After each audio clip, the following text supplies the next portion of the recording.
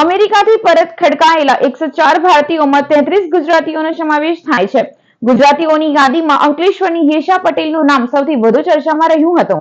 અંકલેશ્વરની આ યુવતીની વિગતોને લઈ જિલ્લાનું સરકારી તંત્ર અસમંજસમાં હતું કે દોડ કરી રહ્યું હતું તે સમજવું મુશ્કેલ બન્યું હતું.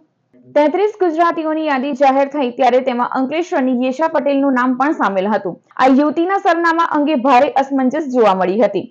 મામલો એ હદે બિચકાયો હતો કે 5 ફેબ્રુઆરીએ તાલુકા મામલતદારે સોશિયલ મીડિયા દ્વારા બાળકીનું સરનામા સહિતની વિગતોની માહિતી માંગી હતી. આજે 6 ફેબ્રુઆરીએ ડિપોર્ટ કરાયેલા ભારતીયો પૈકી ગુજરાતીઓનું વિમાન અમદાવાદમાં લેન્ડ થયું ત્યારે આ ભારતીયો પરત તેમના ઘરે પહોંચ્યા હતા. અંકલેશ્વરની યેશા પટેલનું નામ યાદીમાં હતું, પણ અંકલેશ્વરમાં સરકારી તંત્રની કોઈ ખાસ હિલચાલ જોવા મળી ન હતી.